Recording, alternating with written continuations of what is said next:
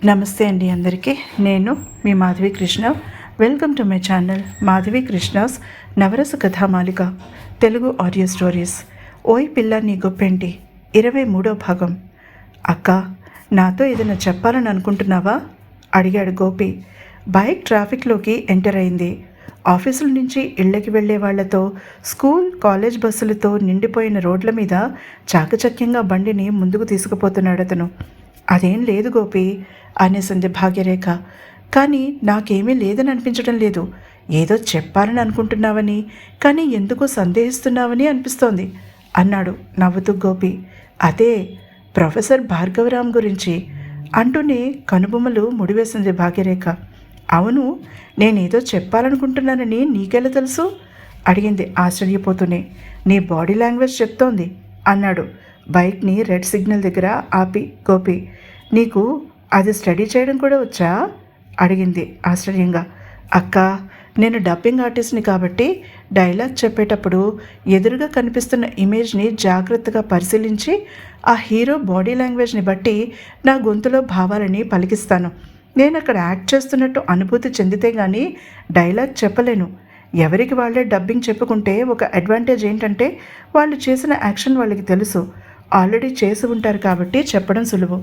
కానీ నేను వాటిని ముందు చదువుకుని నా స్టైల్ని పక్కన పెట్టి ఆ హీరో పాత్రలోకి పరకాయ ప్రవేశం చేయాలి.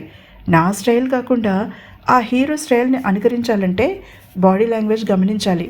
అలా అలవాటైపోయింది నాకు గమనించడం అక్కకి వివరించాడు గోపి. ఒక పని చేస్తున్నప్పుడు దాన్ని ఎంత శ్రద్ధతో చేయాలో గోపిని చూసి నేర్చుకోవాలి అనుకుంది రేఖ. అందుకే గోపి తనకన్నా చిన్నవాడైనా ప్రేమ అభిమానంతో పాటుగా గౌరవం కూడా ఆమెకి.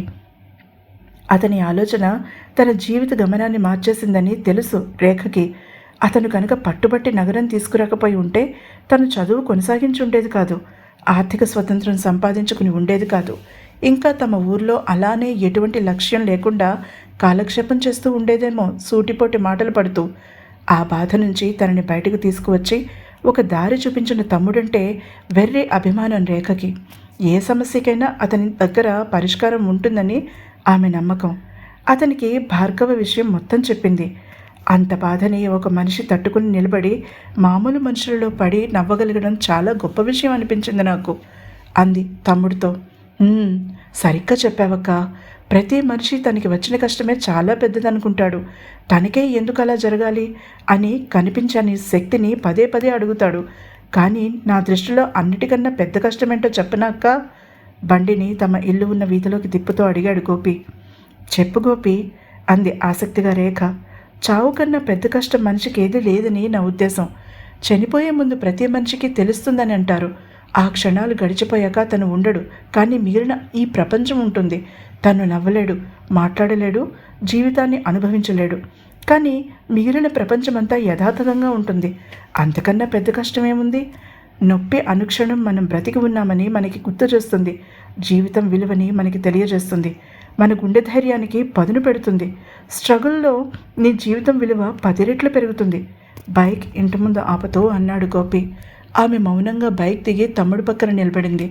రేయ్ తమ్ముడు, నువ్వు నాకన్నా చిన్నవాడివైపోయావు, కానీ లేకపోతే నీకు చేతులిచ్చి నమస్కరించేదాన్ని. నా బ్రూస్లీవిరా నువ్వు అంది నవ్వుతూ భాగ్యరేఖ. నవ్వుతూ గేట్ తెరిచి పట్టుకుంది. అతను బైక్ని లోపల పెట్టగానే గేట్ మూసింది. అక్క, నన్ను బ్రూస్లీ అని ఎందుకంటావు అడిగాడు ఆమెని. ఆమె అతని వైపు తిరిగింది. నాకు బ్రూస్లీ అంటే చాలా ఇష్టం. ఎందుకంటే చాలా కామ్గా కూల్గా ఉంటాడు. ఎదుటి వ్యక్తిని చచ్చేలా కొట్టినా కూడా ఆ కళ్ళలో నవ్వు జరిగిపోదు. అంటే సాధారణంగా కొట్టేవాళ్ళు ఎవరైనా కోపంతో కొడతారు, కానీ బ్రూస్లీ పద్ధతిగా కొడతాడు. అస్సలు ఆవేశం ఉండదు. ఆ ఎనర్జీని కూడా తన వేగాన్ని, నైపుణ్యానికి వాడుకుంటాడు. కోపం, ఆవేశం నెగిటివ్ ఎనర్జీలు, అందుకే వాటి జోలికి పోడు. మనం కోపం వచ్చినప్పుడు ఎంత ప్రశాంతంగా ఉంటామో శరీరం, మనసు అంత యాక్టివ్గా ఉంటాయని బ్రూస్లీని చూస్తే అర్థమవుతుంది చెప్పింది. ఓకే, కానీ నాకు బ్రూస్లీకి ఏంటి సంబంధం అర్థం కాక అడిగాడు గోపి. నువ్వు కూడా ఎప్పుడూ ఆవేశపడవు కదా గోపి, చిన్నవాడివైనా చాలా దూరం ఆలోచిస్తావు. అందుకే నువ్వు నా బ్రూస్లీవి అంది నవ్వి అతని చెయ్యి అందుకుని లోపలికి అడుగు వేస్తూ. మీ ఆడపిల్లలకి ఎప్పుడెవరు నచ్చుతారో చెప్పడం చాలా కష్టం అక్క అన్నాడు నవ్వుతూ గోపి. మరొక అమ్మాయి కూడా తనకి అదే పేరు పెట్టుకుని మనసులో ముద్దుగా ఆ పేరుతోనే పిలుచుకుంటుందని తెలిస్తే ఎలా స్పందించేవాడో గోపి. సిరి, నాకు ఆకలిగా లేదు, మీరు భోజనం చేసేయండి. ఆ రాత్రి మేడ మీద నుంచి కిందకి వచ్చి హాల్లో సోఫాలో కూర్చున్న హరిణితో అన్నాడు భార్గవ. అదేంటన్నయ్య, ఖాళీ గడుపుతో నిద్ర ఎలా పడుతుంది అడిగింది శిరీష. ఏమీ మాట్లాడలేదు భార్గవ. అతనంతే, ఒక పూట తింటే మరొక పూట తినడు. ఒకప్పుడు ఉరికే జలపాతంలా హుషారుగా ఉండే భార్గవ ఇప్పుడు నిండుగా ప్రవహించే నదిలా గంభీరంగా మారిపోయాడు. అన్నగారు ఎలా ఉండేవాడో తెలీదు శిరీషకి, కానీ అతని కళ్ళలో ఉన్న ఒంటరితనం గ్రహించగలిగింది హరిణి. ప్రాణ స్నేహితురాలు అనుక్షణం తనని వెన్నంటి తోడుగా ఉన్నా కూడా తనకే అలా అనిపిస్తోంది ఒక్కొక్కసారి. మరి జీవితంలో అంత కష్టాన్ని చూసిన అన్నయ్యకి అలా అనిపించదా? ఆమె గుండె కరిగి నీరయింది. అన్నయ్య, నా పేరు హరిణి, శిరీష కాదు అంటూ అతన్ని డైనింగ్ టేబుల్ వైపు తీసుకువెళ్ళింది చెయ్యి పట్టుకుని. వాట్? ఆశ్చర్యంగా అడిగాడు. ఆమె తమిద్దరూ తీసుకున్న నిర్ణయం గురించే చెప్పింది. అసలు అంత పరిస్థితి ఎందుకు వచ్చింది హరిణి? అయోమయంగా అడిగాడు భార్గవ. అసలు ఇక్కడ ఒక చెల్లెలుందని నీకు గుర్తు ఉంటే ఏం జరిగేదో తెలిసి ఉండేది. అప్పుడు పరిస్థితి అర్థమయ్యేది. కొద్దిగా అసహనంగా అంది శిరీష. అతను తెల్లబోయాడు. సిరి, మందలింపుగా ఆమెని వారిస్తూ భార్గవ వైపు తిరిగింది హరిణి. అన్నయ్య, నీకు మా ఇంట్లో జరిగే విషయాలు చెప్పాలి అంటూ శిరీషకి సైగ చేసింది ప్లేట్లు పెట్టమని హరిణి. ఆమె మౌనంగా ప్లేట్లు పెట్టి కూర అన్నం వడ్డించింది ముగ్గురికి. హరిణి భార్గవకి చెప్పడం మొదలుపెట్టింది. నువ్వు అన్నం తింటానంటే చెప్తాను అంది చిన్నగా నవ్వి. అతను ప్లేట్ దగ్గరికి లాక్కుని ఆమె చెప్పేది వినడం కోసం రెడీ అయ్యాడు. తింటూనే తనకి వినోద్ వల్ల ఉన్న ప్రమాదాన్ని గురించి చెప్పింది హరిణి. ఇష్టం లేని పెళ్లి చేసుకోమని ఎవరంటారు హరి? స్పష్టంగా చెప్పొచ్చు కదా అడిగాడు భోజనం చేస్తూ భార్గవ. నువ్వు పెరిగిన అమెరికా కాదిది. ఇక్కడ ఆడపిల్లలకి అంత స్వేచ్ఛ లేదు కొద్దిగా కోపంగా అంది శిరీష. నీ స్వేచ్ఛకి ఏం తక్కువ వచ్చింది సిరి? నీ మనసులో భావాలని అంత స్పష్టంగా చెప్తావు, అంత ధైర్యంగా ఉంటావు. నిజానికి నువ్వు చాలా వ్యక్తిత్వం ఉన్న అమ్మాయివి అన్నాడు భార్గవ చాలా యథాలాపంగా. తన అన్నగారు తన గురించి అంత బాగా చెప్పగలడని శిరీష అస్సలు ఊహించలేదు. ఏమీ మాట్లాడలేకపోయింది. చిన్నగా నవ్వింది హరిణి. అన్నా చెల్లెళ్ళిద్దరి మధ్య ఉన్న గ్యాప్ని ఆమె గమనిస్తూనే ఉంది. భార్గవ అది కావాలని సృష్టించినది కాదు. తన విషయంలో ఎంతో బాగా ఆలోచించే శిరీష తన సొంత విషయం వచ్చేసరికి ఇట్టే ఆవేశపడుతుంది. అన్నగారి పరిస్థితి అర్థం చేసుకోకుండా కోపం తెచ్చుకుంటుంది. చిన్నప్పుడు తల్లిదండ్రులు తీసుకున్న నిర్ణయానికి అతను ఎదురు ఎలా చెప్పగలడు?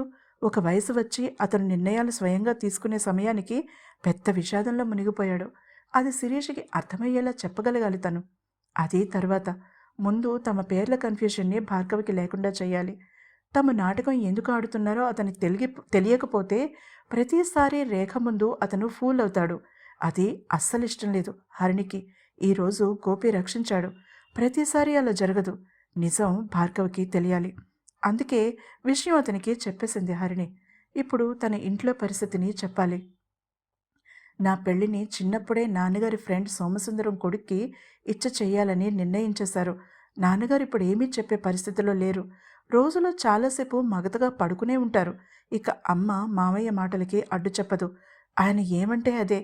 చదువైనా శిరీష బాగా గొడవ పడడం వల్ల నాన్నగారు చెప్పడం వల్ల చదవగలిగాను కళ్ళు చెమర్చగా చెప్పింది హరిణి. భార్గవ స్థాణువై కూర్చుండిపోయాడు. అతను పెరిగిన వాతావరణం పూర్తిగా వేరు. ఆడపిల్లలు స్వేచ్ఛగా నిర్ణయం తీసుకోగలుగుతారు అక్కడ. హరిణి పరిస్థితి అర్థం చేసుకోవడానికి ప్రయత్నం చేశాడు అతనికి ఆమె పరిస్థితి అర్థమవుతుందా? ఏం చేయబోతున్నాడు భార్గవ?